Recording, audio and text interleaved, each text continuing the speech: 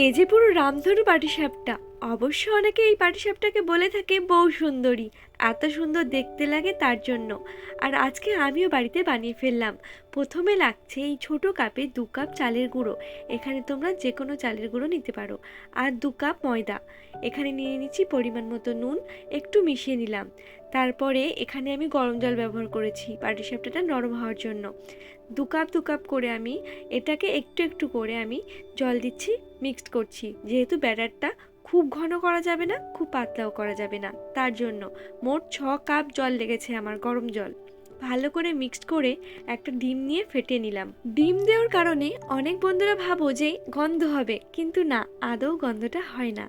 যাই হোক, খুব সুন্দরভাবে ব্যাটারটা তৈরি করে নিলাম। এবার এটাকে একটু তুলে নিলাম ফুড কালারগুলো মিক্সড করব বলে।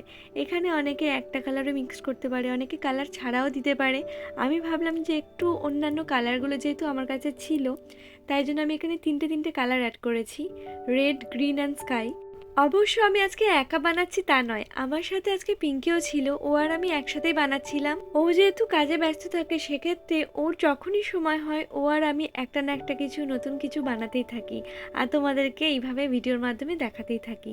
আর এখানে আমি একটা গোটা নারকেলের অর্ধেক নারকেল কুড়িয়ে নিলাম পাটিসাপটার পুর বানানোর জন্য। নারকেলটা একটু ভেজে এখানে আমি 200 মতো ঝোলা গুঁড়ি ইউজ করেছি। পাটিসাপটার পুর অনেকভাবে বানানো যায়, মানে সুজি দিয়ে, মালাই দিয়ে, ক্ষীর দিয়ে, এইভাবে নারকেল দিয়ে, অনেকভাবে। তো আমার এইভাবেই খুব সহজ মনে হয়েছে, তাই আমি এভাবেই বানিয়েছি। আর একটু দুধ দিয়ে নাড়াচাড়া করার পরে 1 চামচ মতো চালের গুঁড়ো দিয়েছি। এটাও ভালো করে মিশিয়ে নিলাম। তারপরে একটু এলাচ গুঁড়ো ছড়িয়ে দিলাম। অবশ্য এখানে বন্ধুরা আমি বলি, আমি একা এটা করিনি, আমি আর পিঙ্কি দুজন মিলেই করেছি। হয়তো এটাও সত্যি যে আমার একার দ্বারা এটা সম্ভব হয়তো হয়ে উঠতো না, ও ছিল বলেই সম্ভব হয়ে উঠেছে। দেখো, খুব সুন্দরভাবে পুরটা তৈরি হয়ে গেছে। আর এটা দেখো, প্রথমেই গ্রিনটা ইউজ করা হয়েছে, ফুড কালারটা কি সুন্দর করছি, মানে আমি ভিডিওতে দেখেছি, আমি আর পিঙ্কি মিলে যে নিজের থেকে করে উঠতে পারবো এটা ভাবিনি এত সুন্দরভাবে হবে। আর সত্যি বলতে আমি এইসব পিঠে খুব একটা পছন্দ করতাম না বলে কোনোদিন ট্রাইও করিনি, কিন্তু এই প্রথমবার যেহেতু ট্রাই করেছি, তাই জন্য ভরসা পাওয়ার জন্য পিঙ্কির সাথে একসাথে এই পাটিসাপটা বানানো আমার। আশা করি আমার এই প্রথম অভিজ্ঞতার পরে আমি দ্বিতীয়বার হয়তো একা একা বানাতে পারবো। আর এখানে দেখতেই পাচ্ছ তোমরা, একটার পর একটা কি সুন্দর কালার দিয়ে দিয়ে এগুলো বানানো হচ্ছে।